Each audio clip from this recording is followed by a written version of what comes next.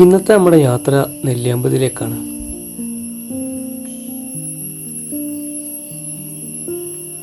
എടപ്പാളിന്ന് അക്കിക്കാവ്, വടക്കാഞ്ചേരി, ആലത്തൂർ വഴി നെന്മാറ, അവിടുന്ന് നെല്ലിയാമ്പതി. ഇതാണ് നമ്മളെ റൂട്ട്. വരുന്ന വഴിയിൽ കിടിലൻ സ്പോട്ട് കണ്ട് അവിടെ വണ്ടി നിർത്തി. തൊട്ടടുത്ത് ചായക്കട കണ്ടപ്പോൾ അവിടുന്ന് ചായയും കുടിച്ച് കുറച്ചു നേരം അവിടെ ഇരുന്ന് റെസ്റ്റ് ചെയ്ത് നേരെ ചെക്ക് പോസ്റ്റ് പിടിച്ച്.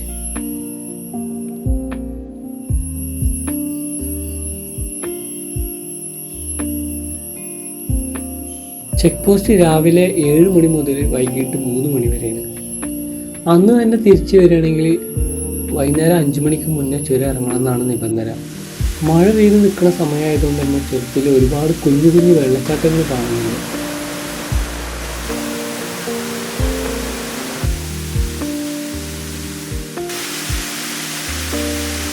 അതിരാവിലെ ആയതുകൊണ്ട് തന്നെ ചുരത്തിൽ ആരെയും കാണുന്നുണ്ടായിരുന്നില്ല.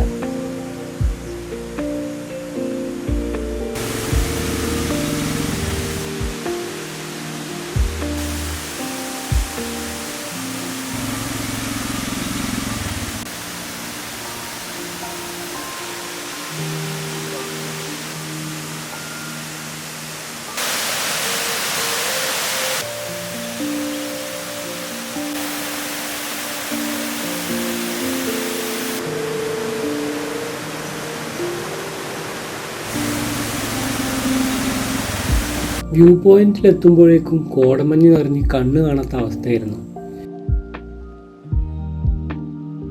ഈ സമയത്ത് നെല്ലിയാമ്പതിയെ മഴ അതിസുന്ദരിയാക്കിയ പോലെയാണ് എനിക്ക് തോന്നിയത്.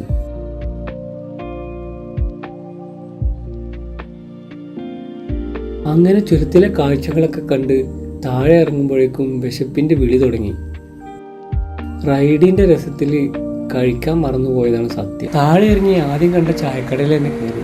അവിടെ കാര്യമായിട്ടൊന്നും കഴിക്കാനുണ്ടായിരുന്നില്ല. ചായയും ഓരോ കേക്കും കഴിച്ച് ആദ്യം പോയത് കാരപ്പാറ തൂക്കുപാലം കാണാനാണ്.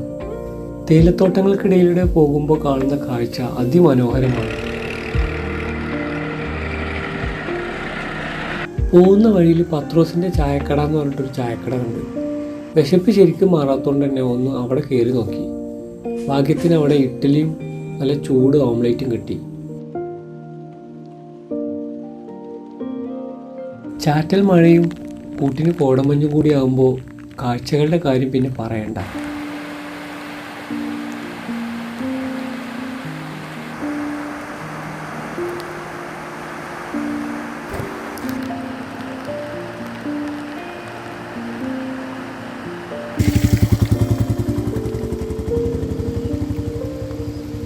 തൂക്കുപാലം കണ്ട് തൊട്ടടുത്ത ചായക്കടയിൽ പോയി ഓരോ ചായയും കുടിച്ച് അവിടെയുള്ള ആളുകളുടെ അടുത്തൊക്കെ സംസാരിച്ച് കുറച്ച് നേരം അവിടെ ഇരുന്നു.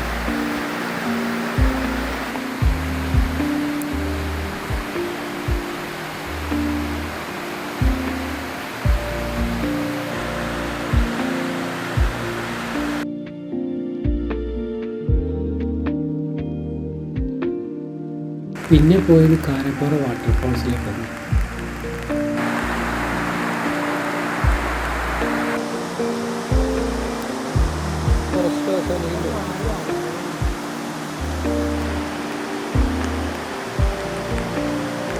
അവിടെ വണ്ടി നിർത്തി ഫോട്ടോ എടുപ്പും മറ്റു പരിപാടികളൊക്കെ ആയി കുറച്ചു നേരം അവിടെ ചെലവഴിച്ച്.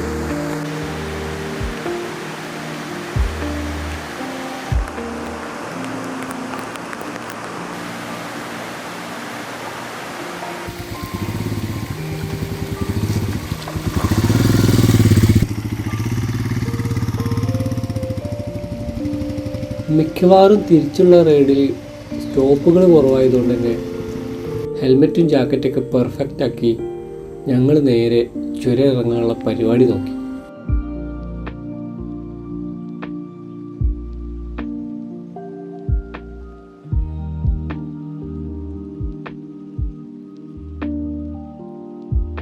തിരിച്ചു വരുന്ന വഴിയിൽ വണ്ടികളൊന്നും അധികം കാണാനില്ല. വീക്കെൻഡ് അല്ലാത്തതുകൊണ്ടാണെന്ന് തോന്നുന്നു.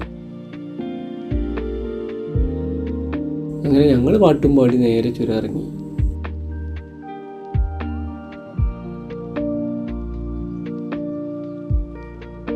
കണ്ട കാഴ്ചകൾ സുന്ദര നിമിഷങ്ങളായി സൂക്ഷിക്കാനുള്ള ഭാഗ്യമുണ്ടായല്ലോ എന്നുള്ള ആത്മസന്തോഷത്തോടെ ഞങ്ങൾ ചുരം ഇറങ്ങി.